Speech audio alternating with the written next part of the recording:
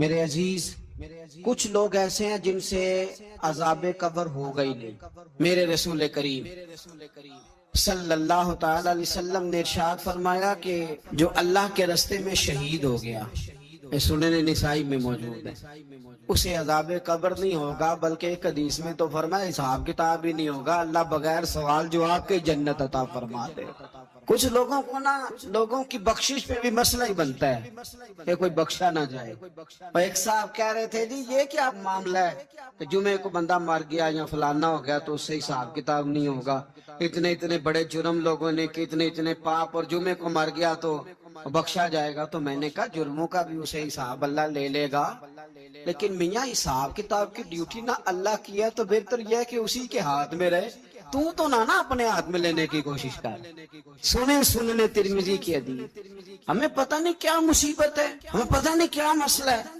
ایک جنازے سے میں نکلا، آپ یقین کریں کبھی کبھی کلیجہ پھٹ جاتا ہے۔ میں ایک جنازے سے نکلا تو میرے ساتھ ایک بندہ جنازہ پڑھ کے نکلا تو کہنے لگا جی پیر صاحب دیکھیں آج کتنی دنیا آئی ہے، حالانکہ یہ بندہ اس طرح کا تھا، اس طرح کا تھا، اس طرح کا تھا۔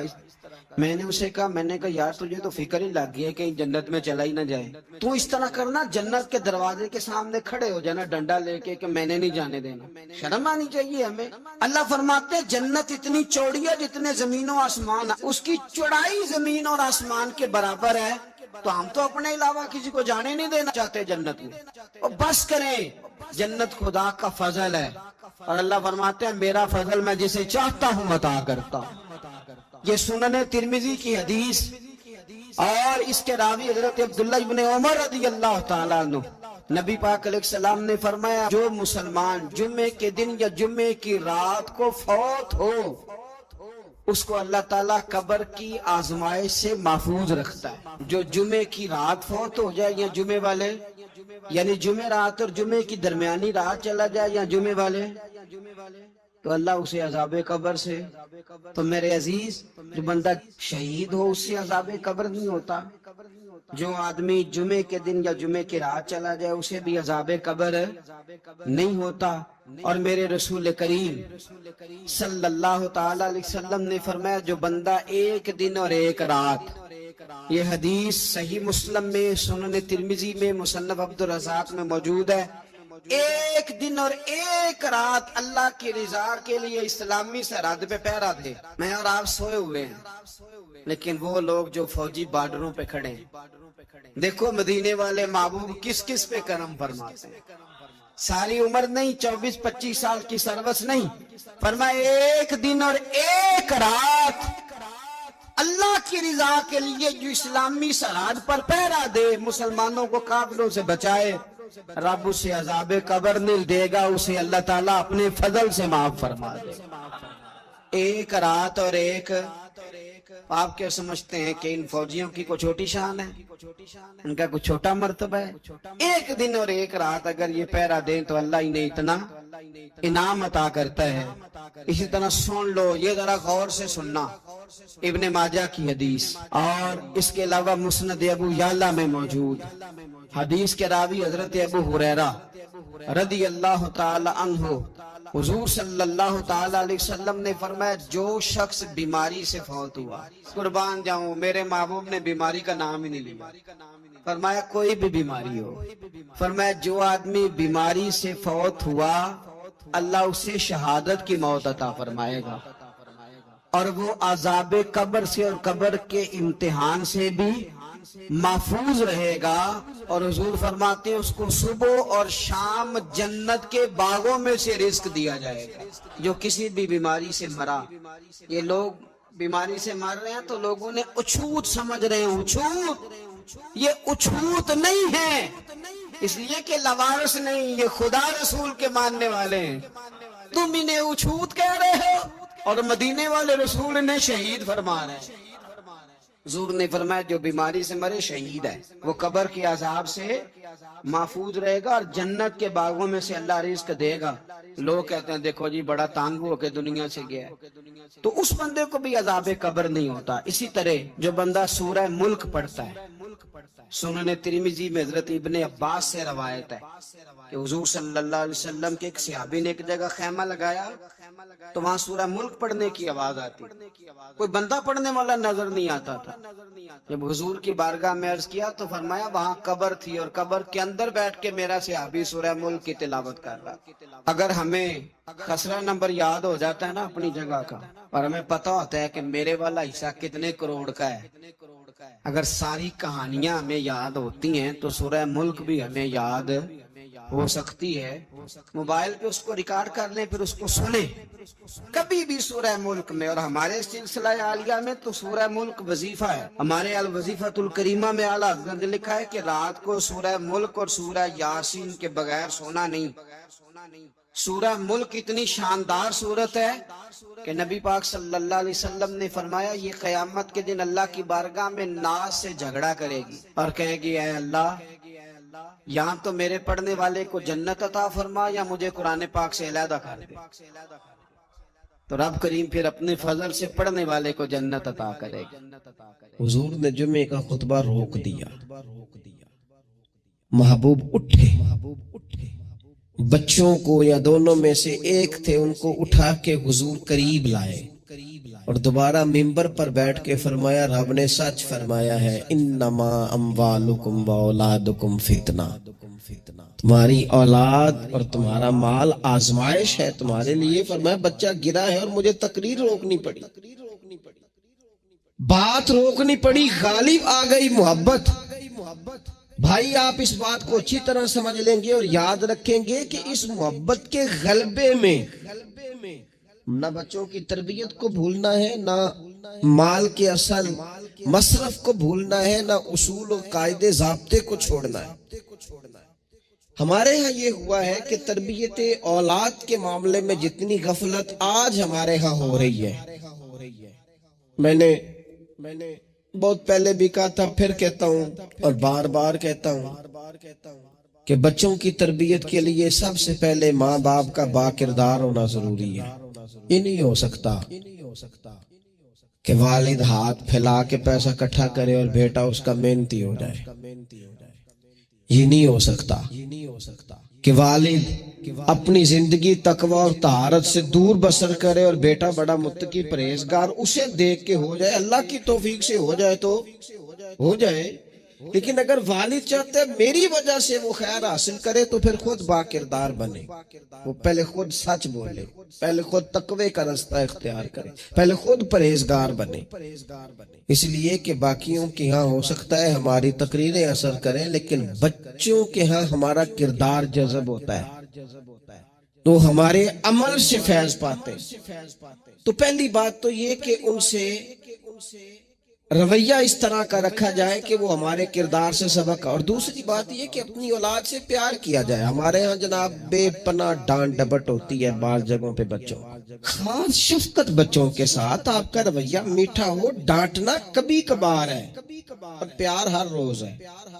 نبی اکرم صلی اللہ تعالی علیہ وآلہ وسلم بچوں سے اس طرح محبت کرتے تھے کہ حسنین کریمین کو، یہ ذرا بات پر غور کرنا، حضور اپنے نواسوں کو چوما بھی کرتے تھے اور سونگا بھی کرتے تھے۔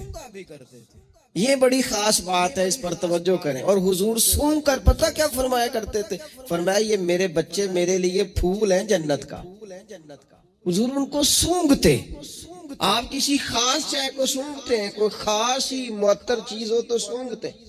حضور نے یہ جو ایک خاص انداز اپنی اولاد کے لیے کیا اور ہمیں حضور نے ہمارے لیے نمونہ چھوڑا، یہ سمجھنے کی بات کہ ان کے ساتھ اتنی دلچسپیاں کہ جس طرح ایک خوبصورت پھول کو سونگا جاتا ہے اس طرح انہیں سونگا جائے، بچوں سے پیار کیا جائے۔ کچھ مطلب والد صاحب کہتے ہیں او جی میری نہ پھر پتر تو انہیں پتہ ہے نا میری پھر طبیعت کوڑی ہے۔ اچھا جی کیوں کڑوی ہے؟ آپ مرچیں کھاتے ہیں؟ کیوں کڑوی ہے بھیا آپ کی طبیعت؟ وجہ کیا ہے؟ آپ کی طبیعت کسی مالدار کے سامنے تو کڑوی نہیں ہوتی، آپ کے جو فیکٹری کا آفیسر ہے اس کے سامنے، مالک کے سامنے تو آپ کبھی کڑوے نہیں ہوئے۔ یہاں کل آ جائے کوئی امیر آدمی، کوئی سیاستدان تو آپ بڑے میٹھے ہوتے ہیں، ہار لے کے کھڑے ہوتے ہیں۔ وہ 6 گھنٹے بھی لیٹ ہو تو آپ کے چہرے پر بل نہیں آتا۔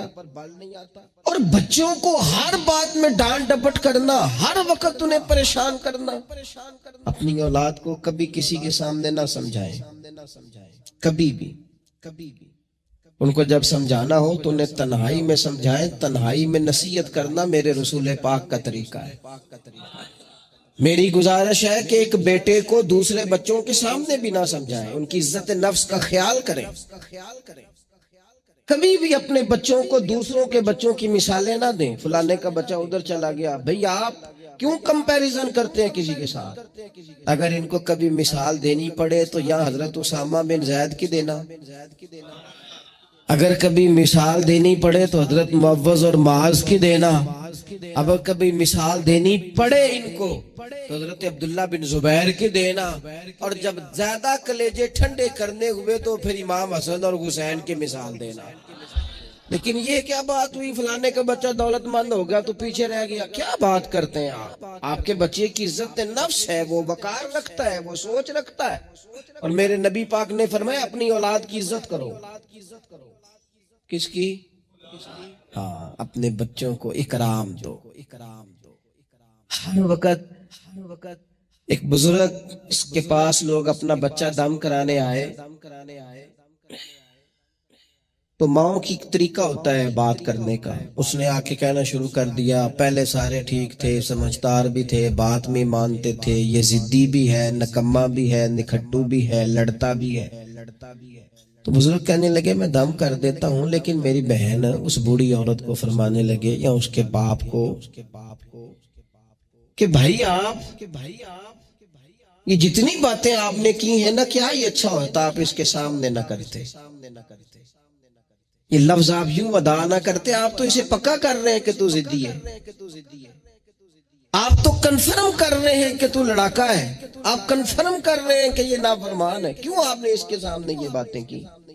یہ آپ کو اگر کرنی تھی, کوئی دعا چاہتے تھے آپ اس کے لیے, تو آپ تنہائی میں مجھ سے بات کرتے. آپ اسے پکا کرا رہے ہیں کہ جس طرح کا میں کہہ رہا ہوں تو بچے کا ذہن بن جاتا ہے. جو اسے بار بار کہا جاتا ہے نا, اس کا ذہن بن جاتا ہے میں ہوں اس طرح, مزاج اس طرح کا. اسے کبھی پکا نہ کریں, اسے تسلی دیں, اسے تشفی دیں, اس کی ڈھارس بندھائیں, اس سے پیار کریں, اس کے ساتھ محبت کریں. اسے آپ اس طرح کا رویہ دیں کہ بچہ آپ پر اعتماد کرے. آپ کو پتہ ہے یہ جو بہت سارے بچوں کے ساتھ خدا نہ خواستہ کوئی اپنا بیگانہ کسی قسم کی کوئی زیادتی کرنے لگ جاتا ہے, وہ گھر کیوں نہیں بتاتے؟ وہ کسی جبر کا شکار ہو یا کسی بلیک میلنگ کا شکار ہو, اپنے گھر میں کیوں ڈسکس نہیں کرتے؟ گھر والوں نے پریشر اتنا زیادہ ڈالا ہوا ہے. ان رویوں سے باہر آئے آپ اور زندگی کو اس خوبصورتی کے مطابق آپ کا بچہ آپ پر اعتماد کرے, وہ آپ سے کہہ سکے, وہ آپ کو اپنا دکھ بتا سکے. اس کو پتا ہو کہ ہر معاملے میں میری غلطی نہیں نکالی جائے گی. اسے پتا ہو کہ میں جب کوئی بات کروں گا تو میری سنی جائے گی, گھر کے اندر میری رائے کو اہمیت دی جائے گی. یہ ہمیں احساس کمزوری سکھاتے ہیں بعض اوقات بچوں کو. اس سے باہر آئیں. او نہ تسی نہ اچھے کپڑے پایا جائے, کوئی کیا کہنے دو جس نے جو کہنا ہے. آپ شروع سے بچوں کو اس طرح کا بنا رہے ہیں کہ وہ لوگوں کو دیکھ کے بیچارے زندگی گزاریں گے. کیوں اس احساس سے محرومی کا ہم اپنی اولادوں کو شکار کرتے ہیں؟ وہ باپ کے ساتھ وقت گزاریں. میں جی مصروف بڑا ہوں, تو زیادہ مصروف ہے یا رسول پاک زیادہ مصروف ہے؟ حضور کی تو نواسی ضد کرتی ہیں. سب سے بڑی نواسی صحیح بخاری میں موجود ہے, حضرت زینب کی بیٹی. نبی پاک نماز کے لیے جا رہے, کہتے میں نے بھی جانا ہے. حضور نماز کے لیے آتے تو بچی کو اٹھا کے ساتھ لے آتے. صحابہ فرماتے ہیں نبی پاک قیام میں ہے تو بچی یہاں ہے. حضور رکوع سجدے میں جاتے تو بچی کو قریب کھڑا کر لیتے. اور پھر پیار بیٹیوں سے تو حضور نے کیا ہی. شہزادیاں چاروں جب آتی حضور اٹھ کے کھڑے ہوتے. سیدہ پاک کے بارے میں فرمایا, سب سے چھوٹی بیٹی کے بارے میں, کہ فاطمہ تو میرے جگر کا ٹکڑا ہے. لیکن یہاں بات ختم نہیں ہوئی. نواسوں اور نواسیوں سے پیار. میں نمازی ہوں جی, بچے کو لے جاؤ. میرے رسول پاک پر بچے پیشاب کر دیتے, حضور پانی بہا دیتے. تو میں پھر کیا ہو گیا ہے؟ میں نے بہت بڑی بات کر دی اگر آپ کو سمجھ میں آئے تو. اور اللہ تعالیٰ شعور دے سکتا ہے. حضور کسی جانور پر سوار ہوتے تھے تو جانور پیشاب نہیں کرتا تھا جب تک حضور سوار رہتے. رب چاہتا تو بچہ کبھی پیشاب نہ کرتا. اتنا بڑا کام اس لیے ہوا کہ تیری اور میری سمجھ میں بات آ جائے. میں قبلہ حضرت صاحب ہوتا ہوں, میں حاجی صاحب ہوں, میں نمازی صاحب ہوں, میں فلان صاحب ہوں, لہذا بچوں کو لے جاؤ, میں نے نماز. وہ تو زیادہ پاک صاف ہے, آپ کے اندر کچھ زیادہ رعنائی آ گئی ہے کہ آپ اپنی اولاد کو وقت نہیں دے پاتے. رسول پاک علیہ السلام کا لہجہ اور انداز, قربان جائیں, یعنی بچوں کو نا مزہ آئے. ساری دنیا سے پیسے لیے ہیں انسان نے, کمائیاں کی ہیں, جائیدادیں بنائی ہیں, بڑے بڑے اس کو پرافٹ ہوئے ہیں, لیکن ساری زندگی دادی کے 10 روپے بھولتے ہی نہیں. وہ جو دادا سے لڑ کے لیے جاتے تھے 5 روپے, وہ بھولتے ہی نہیں. وہ ابا جی سے کبھی پیسے چاہیے ہوتے تھے تو ابا جی سے نہیں ڈائریکٹ کہتے تھے, دادی اماں سے کہتے تھے, دادی آج 100 ہی لینا ہے. تو دادی کے پاس بیٹھے ہوتے تو ابا جی کو بلا کے دادی اماں کہتی روپیہ 500 دینا مینوں چاہیے. تو ابا جی کہندے اماں جی کی کرنے نے, تینوں وزاد دینا ضروری ہے, تو دے نا 500. تو ابا جی کہندے مینوں سمجھ لگدی پئی جو ایتھے ہو رہا ہے نا. اب وہ ذائقہ ساری زندگی بھولا, اس کی لطافت نہیں گئی, اس کا حسن نہیں گیا. وہ 100 روپیہ نہیں تھا, وہ کروڑوں روپے تھے. اس لیے کہ جس چاشنی سے وہ ملے نا, جس درد سے, وہ اماں سے پیسے لیتے وقت تو یوں لگتا ہے کہ بندہ دنیا کے سب سے بڑے خزانے کے سامنے کھڑا ہے. اس لطف کو دوبالا کرے زندگی میں. یہ ہمارا کلچر نہیں, یہ ہمارا حسن ہے, یہ ہماری تہذیب ہے.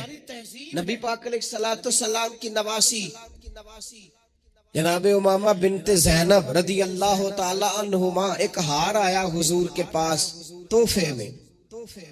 تو حضور نے فرمایا میں نے اس کو دینا جو مجھے سب سے زیادہ پیارا ہے. ازواج مطہرات کہتے ہیں دوڑ لگ گئی تھی. حفصہ کو ملے گا, میمونہ کو ملے گا, ام حبیبہ کو ملے گا. سیدہ عائشہ صدیقہ کہتی ہیں میرے دل میں بڑی بات تھی کہ اگر کسی اور کو مل گیا نا تو میں تو سمجھتی ہوں کریم صاحب سے زیادہ محبت ہی مجھ سے کرتے ہیں. کہتے ہیں یہ بات چل رہی تھی, اور وہ جو تھوڑی دیر کے لیے وہ انتظار تھا کہ کس کو ملے گا, تو وہ انتظار بڑا حسین, بڑا خوبصورت تھا, اس میں بڑی رعنائی تھی. لیکن قربان جائیں, نبی کریم نے فرمایا میں تو اپنی بڑی نواسی جناب زینب کی بیٹی امامہ کو دوں گا. اور حضور نے وہ ہار لا کے انہیں اپنے دستے مبارک سے پہنایا. اور میں کتنا پیارا لگ رہا ہے میری بیٹی. تھوڑا سا نا اپنے رویے میں وسعت. بچوں کو ہماری حاجت ہے اور ہمیں دولت کی حاجت ہے, ہمیں پیسوں کی حاجت ہے. ہمارا گاہک آ جائے تو بچے کو تھپڑ مارنے سے باز نہیں آتے. 2 4 5 منٹ کی مصروفیت ہے کسی بندے کی تو وہ کیا کہے گا کہ لو جی بچہ آ گیا ہے. تو بچے کے ساتھ کھیلنا, بچے سے او سنو یار, حد ہو گئی. نسائی میں موجود ہے, سیاستہ کی روایت. نبی پاک نے سجدہ لمبا کر دیا نہ, میں اس سے بڑی بات نہیں آپ کو سنا سکتا. لمبا سجدہ ہو گیا, لمبا. صحابہ فرماتے پریشان ہو گئے, اور طویل سجدہ رسول پاک نے فرمایا سجدہ. صحابہ فرماتے ہیں جب رسول پاک علیہ الصلوۃ والسلام نے نماز کی تکمیل کی تو 2 باتیں ہم نے عرض کی حضور. ایک تو ہم پریشان ہو گئے تھے کہ کوئی ایسی بات نہ ہو گئی ہو, خدا نہ خواستہ کو ناخوشگوار بات. اللہ کے حکم نے بھی آنا ہے, آپ نے ہمیں بتایا ہے. اور دوسرا ہمارا خیال تھا کہیں وحی تو نہیں نازل ہونی شروع ہو گئی. کئی دفعہ وحی آتی ہے تو دیر تک محبوب ایک حالت میں رہتے ہیں, ان 2 میں سے کوئی ایک ہوگی. تو حضور نے فرمایا یہ دونوں نہیں تھی. یا رسول اللہ پھر کیا تھا؟ فرمایا وہ میرے بیٹوں میں سے نا, حسن اور حسین میں سے ایک میرے کندھے پہ سوار ہو گیا تھا.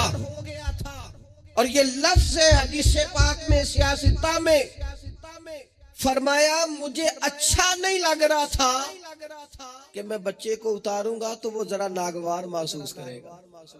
حضور آپ رسول ہیں اور نماز اللہ کی, اور اس دوران بھی بچے کی چاہت کا خیال. تیری صورت تیری سیرت زمانے سے نرالی ہے, تیری ہر ایک ادا پیارے ادائے بے مثالی ہے, بے مثالی ہے تیری ادائیں. فرمایا بچہ کہیں اسے کوئی تو بچوں کے احساس ہی نہیں ہے.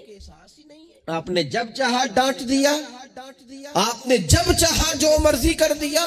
ابا جی کا ڈنڈا گھر میں لٹکنا چاہیے, حکم ہے, لیکن ابا جی کو ماتھا بھی تو بار بار چومنا ہے نا. سختی تو کبھی کبھی ہے اور محبت بار بار ہے. تو جو بار بار کام ہے اس کا عادی ہونا چاہیے کہ جناب وہ چپ کر دو, تمہارا ابا آ گیا, ابا جی آئے کہ ہٹلر آ گیا گھر میں. یہ کیا بات ہوئی بھائی؟ والد کو تو شفیق ہونا چاہیے, مہربان ہونا چاہیے, اس کے اندر خوبصورتی ہونی چاہیے, اس کے اندر رعنائی ہونی چاہیے. تو نبی پاک صلی اللہ تعالی علیہ وسلم نے بے پناہ پیار. اچھا, اسی پیار سے حضور نے تربیت بھی کی. اور یہ پیار, کیونکہ حسنین کریمین کی ہم مثالیں عرض کرتے ہیں تو ان کی شان تو وراء الورا. نبی پاک کا سب بچوں کے ساتھ یہ رویہ تھا. حضرت انس بن مالک کہتے ہیں میں حضور کا خادم ہوں, میری اماں خدمت کے لیے چھوڑ کے گئی, پر حضور جب بھی مجھے بلاتے کہتے یا بنیا, او میرے پیارے بیٹے. یہ خادم ہے گھر میں, بچہ خدمت گزار, اسے بھی او پیارے بیٹے. اور پاس بٹھا کے نصیحتیں کرتے حضور. کہتے دیکھنا صبح اس حال میں کرنا کہ بغض نہ ہو کسی کا. انس میرے بیٹے, یہ بھی میری سنت ہے. حضرت ام خالد رضی اللہ تعالیٰ عنہ کہتے میں چھوٹی سی تھی, میں نے زرد رنگ کی قمیض پہنی تھی. میرے ابا جی مجھے حضور کے پاس لے گئے. کہتی کوئی عجیب ہی نور والا ماحول تھا. میں پہنچ گئی تو حضور میرا کرتا دیکھ کے نا تو کہنے لگے کتنی پیاری لگ رہی ہے بیٹی. کہتی میں حضور کی مہر نبوت سے کھیلنے لگی. میرے ابا جی مجھے کہنے لگے ادھر ہٹ, یہ کیا کر رہی ہے؟ تو حضور فرمانے لگے ٹھہر جانا, بچے تو بچے ہی ہوتے ہیں, اسے کھیلنے دے. میں کھیلتی رہی اور حضور مجھے دعائیں دیتے رہے. کہا اللہ کرے تو یہ کپڑا پرانا کرے. کیا مطلب کہ اللہ کرے تیری عمر دراز ہو, اللہ تجھے بیٹا لمبی عمر عطا کرے. حضور بچوں کے ساتھ محبت کرتے, ان سے پیار کرتے, ان کے ساتھ رسول پاک علیہ السلام کا خاص شفقت کا معاملہ. ان کو ضرورت ہوتی ہے ہماری, ان کو حاجت ہوتی ہے ہماری, لیکن ہمارے لہجے کی تلخی, ہمارے لفظوں کی ترش روئی, کام کے نام پر, سنوارنے کے نام پر. اور پھر آپ کو پتہ ہے یہ جو بچوں میں عدل کرنے کا کیوں کہا گیا بھلا, کہ اپنی اولاد میں عدل کرو. فرمایا حضور نے اللہ سے ڈرو اور اولاد میں انصاف کرو. کیوں کہا گیا؟ وہ اس لیے کہا گیا کہ ایک بچے سے آپ پیار کر رہے ہیں تو دوسرا بھی آپ کے بارے میں اتنا ہی جذباتی ہے, وہ آپ سے اتنی ہی محبت کرتا ہے. آپ ایک کی تعریفیں کیے ہی جا رہے ہیں, دوسرے کو آپ نے نظر انداز کر دیا تو اللہ کی بارگاہ میں اس کا بھی جواب دینا ہے. حضور علیہ السلام نے فرمایا ڈر اللہ سے, انصاف کر اپنے بچوں کے اندر. اس لیے شارحین حدیث نے لکھا ہے کسی بچے کے منہ پہ 2 دفعہ بوسہ نہ دینا اور ایک کے منہ پہ 1 دفعہ. فرمایا اگر ایک کو 1 بوسہ دیا تو دوسرے کو بھی 1 ہی دے, اور اگر دوسرے کو 2 دیے ہیں تو پھر پہلے والے کو بھی. انصاف کر, عدل کر, محبت میں بھی, عطا کرنے میں بھی, پیار کرنے میں بھی, نوازنے میں بھی. ہر لحاظ سے باپ کی ذمہ داری ہے, ماں کی ذمہ داری کہ وہ انصاف کا ترازو تھامے. ورنہ حساب صرف نمازوں کا نہیں ہوگا, محبتوں کا بھی ہوگا. حساب صرف زکاتوں کا نہیں ہوگا, تیری الفتوں کا بھی حساب ہوگا. حساب صرف تجھ سے تیرے روزے حج زکات کا نہیں لیا جائے گا, تیری توجہات کا بھی حساب ہوگا قیامت کے دن, کہ یہاں ہونی چاہیے تھی کیوں نہیں تھی, ادھر زیادہ کیوں تھی, ادھر زیادہ کیوں نہیں تھی. اس لیے اپنی مرکزی حیثیت کو ہمیشہ سمجھے, جانے. اپنی زندگی میں ان کے لیے تھوڑا دل بڑا کریں, گنجائش پیدا کریں. ان کو ہماری حاجت ہے, ہماری مصروفیات میں, ہمارے کاروبار میں, ہمارے تعلقات میں. ہمارے بچوں سے ان کا بچپن چھین لیا. ہم وہ ساری, آپ نے وہ حدیثیں سنی ہے تو کس لیے سنی ہے؟ یہ صرف شان امام حسنین نہیں ہے, یہ تعلیم امت بھی ہے کہ نبی پاک علیہ السلام نے کندھے پہ بٹھایا ہوا ہے امام حسن اور حسین کو, کندھوں پہ. اور ایک صحابی نے جب کہا کہ کتنی پیاری سواری ہے تو محبوب فرمانے لگے سوار بھی تو دیکھ کتنا سونا ہے، تو دیکھ تو صحیح۔ تو یہ آپ میری بات کو سمجھے نا، کیا کوئی کمی تھی وہاں؟ فرشتے نہیں حاضر ہو جاتے 2 منٹ میں ہر خدمت کے لیے؟ صحابہ جان قربان کرنے کو تیار نہیں ہوتے، لیکن حضور نے کیوں کندھوں پہ اٹھایا؟ تاکہ مجھے تجھے سمجھ آ جائے کہ بچوں کو کندھوں پہ اٹھانا بھی کوئی کمال ہے۔ تو اپنی زندگی میں وہ خوبصورتی، اور پھر نبی پاک علیہ الصلوۃ والسلام بچوں کی تربیت جب کرتے تو بڑے خوبصورت انداز میں۔ آپ کو پتہ ہے صحابہ فرماتے ہیں بچے کھیل رہے ہوتے تھے تو حضور جب گزرتے تھے تو بچوں کو السلام علیکم کہتے تھے۔ نبی پاک بچوں کو سلام کرتے، حضور فرماتے السلام علیکم، بچوں کو سلام کرتے اور پہل کرتے سلام لینے میں۔ آپ بچوں کو سلام کرنا شروع کر دیں، امید ہے بچے بھی سب کو سلام کرنا شروع کر دیں گے۔ لیکن یہ شکوہ کرنا کہ لو جی میں اتنا بڑا بزرگ آدمی ہوں، میں اتنا بڑا پڑھا لکھا ہوں، میری یہ شخصیت ہے، آپ نے مجھے سلام ہی نہیں کیا، یہ تو مفت کا رٹا ہے۔ حضور بچوں کو سلام کرتے تاکہ بچوں کو السلام علیکم کی سمجھ آ جائے۔ یہ بچوں کو سکھائیں، انہیں یاد کرائیں، اور اس کا طریقہ یہ ہے کہ آپ ان کو سلام لینے میں پہل کریں، آپ ان کو سلام کہیں۔ ہاں، سکھانے کے لیے آپ ان سے مطالبہ کر سکتے ہیں کہ یار میں نے سلام کہا ہے، تمہیں جواب دینا چاہیے تھا، تم نے کیوں نہیں دیا؟ تاکہ ان کو سمجھ آ جائے کہ یہ السلام علیکم اور وعلیکم السلام یہ ایک سنت ہے۔ پھر اللہ کے پیارے رسول صلی اللہ تعالی علیہ وسلم بچوں کو چھوٹی چھوٹی چیزوں کے آداب سکھاتے۔ حضور تشریف فرما تھے تو ایک بچہ اندر آ گیا، السلام علیکم کہہ کے داخل ہو گیا، تو محبوب کریم نے بڑی محبت سے بڑے خوبصورت لہجے میں فرمایا بیٹا واپس جاؤ، پہلے اجازت لو، پھر سلام لو، جب اجازت مل جائے پھر اندر آنا۔ اس لہجے میں اتنی خوبصورتی تھی کہ اس بچے کے دل کی گہرائی تک میں سمجھتا ہوں بات اتر گئی ہوگی۔ وہ واپس گئے، انہوں نے جا کے اجازت مانگی، اجازت ملی، اور سلام لے کے وہ دروازے رسول پہ حاضر ہو گئے۔ بچوں کے ساتھ خاص محبت، خاص دلچسپی۔ ایک دفعہ میں حرمین شریفین حاضر تھا، میرے بالکل سامنے اگلی صف میں نماز کا ٹائم ہو جاتا ہے جب، تو آہستہ آہستہ لوگ زیادہ آنے شروع ہو جاتے ہیں، تو زیادہ رش ہو رہا تھا، لوگ زیادہ جمع تھے۔ تو ایک بزرگ تھے تو وہ اپنے داماد سے، ان کی گفتگو سے اندازہ ہوا، میں نے کان تو نہیں لگائے ہوئے تھے لیکن بزرگ غصے میں بول رہے تھے تو بول ہی اونچا رہے تھے ذرا، تو وہ کہہ رہے تھے اپنے داماد سے کہ بیٹا تو ہے تے جوائی ہے، اب تینوں میں گل کرنا مناسب تے نہیں سمجھدا، پر یہ کہ بچے تو آپ نے میرے ذمہ لگا دیے، وہ مجھے نہ عبادت کرنے دیتے ہیں، نہ قرآن پڑھنے دیتے ہیں، نانا نانا کہہ کے میرے پیچھے ہی بھاگتے رہتے ہیں، تو میں حاضر ہوں لیکن تھوڑا سا نہ ان کو سمجھائیں اور قائل کریں، یہاں آ کے مجھے ذرا اللہ اللہ کرنے دیں۔ تو بچہ معذرت خانہ انداز میں اپنے سسر کو، بزرگوں کو تھوڑا سا قائل کرنے کی کوشش کر رہا تھا کہ چلیں اب خیال کریں گے، ہم کہتے تو بڑا ہیں کہ ہمارے ساتھ آئیں، لیکن وہ آپ کے پیچھے جاتے ہیں، کریں کیا؟ تو اب مجھ سے نہ رہا گیا، میں نے ان سے کہا بزرگوں مناسب تو نہیں، لیکن آپ بولے اونچا ہے تو سون صاحب نے لی ہے، آپ کی ذاتی بات ہے، اگر اجازت دیں تو ایک جملہ کہہ دوں۔ تو پلٹ کے میری طرف دیکھ کے کہنے لگے مولوی صاحب آنکھو، تو میں نے ان سے کہا بڑے خوش نصیب نہیں،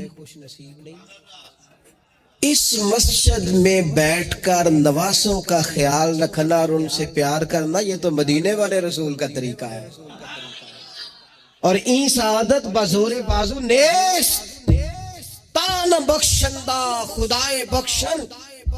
کچھ سعادتیں ایسی ہوتی ہیں جو بازو کی قوت سے نہیں ملتی، تبھی ملتی ہیں جب رب عطا کرتا ہے۔ تو میں نے کہا یہاں تو نواسوں سے کھیلنا حضور کا طریقہ ہے، بعض چیزوں میں اللہ اثر رکھتا ہے۔ تھوڑی دیر خاموش رہے، پھر میں نے انہیں آنسو پونچھتے بھی دیکھا، کہنے لگے اللہ توڑا پلا کرے، لو بھائی پتر ان تسی پاویں آرام کرو۔ بعض دفعہ باتیں وہ ناراض بھی ہو سکتے ہیں، تو میں تیار تھا اگر وہ ناراض ہوں گے تو میں معذرت کروں گا، لیکن تھوڑا سا نا ایک بات میں نے ضرور کرنی ہے آپ سے۔ مجھے بڑا مزہ آیا، مجھے پتہ نہیں اب وہ کالم نویس زندہ ہے کہ نہیں، عبد القادر حسن ہوتے تھے، انہوں نے ایک بات لکھی تھی، مجھے بڑی یاد رہ گئی، اور جس دن میں نے پہلی دفعہ پڑھی تھی میں رویا بھی پڑا۔ وہ کہنے لگے ایک دفعہ گورنر مدینہ نے نا حکم دیا تھا کہ چھوٹے بچے لوگ مسجد میں لے کے آتے ہیں روضہ رسول صلی اللہ علیہ وسلم پر، تو بچے قالین خراب کر دیتے ہیں، مختلف قسم کی چیزیں گرا دیتے ہیں، تو اس طرح کریں کہ بچوں کو منع کیا جائے، اور کم از کم مقامی لوگوں کو ضرور منع کیا جائے کہ وہ بچوں کو لے کے نہ آئے۔ انہوں نے لکھا تھا کہ رات ہی کو اس شخص کو خواب میں رسول پاک علیہ السلام کی زیارت نصیب ہوئی، اور نبی پاک علیہ السلام نے گورنر سے کہا تم نا اپنے قالین اٹھا کے لے جاؤ، پر میری امت کے بچوں کو میرے شہر سے دور کوئی نہ کرے، ان کو آنے دو، یہ اپنے رسول کے پاس آئے، لے جاؤ اپنے قالین اٹھا کر اگر تمہاری سمجھ میں نہیں آتا، لیکن بچوں کو کوئی آنے سے منع نہ کرے۔ کیا کہا تھا میرے امام نے حضور کے بچپن کے بارے میں؟ کہا تھا اللہ اللہ وہ بچپنے کی پھبن، اس خدا بھاتی صورت پہ لاکھوں سلام۔ اللہ تعالیٰ نے نبی رحمت صلی اللہ تعالیٰ علیہ وسلم کو جو بے شمار اور لا تعداد انعامات عطا فرمائے ہیں، ان میں سے ایک انعام یہ ہے کہ اللہ نے اپنے محبوب صلی اللہ تعالیٰ علیہ وسلم کو کوثر عطا فرمائی، اور قرآن مجید نے ارشاد فرمایا کہ انا اعطیناک الکوثر، بے شک ہم نے آپ کو کوثر عطا فرمائی۔ یہ کوثر کیا ہے؟ ایک تو اس کے بارے میں کئی اقوال ہیں۔ ایک قول یہ ہے کہ جنت میں ایک نہر ہے جس کو کوثر کہا جاتا ہے، اور ایک وہ جام کوثر ہے جو نبی کریم علیہ السلام اپنے دست مبارک سے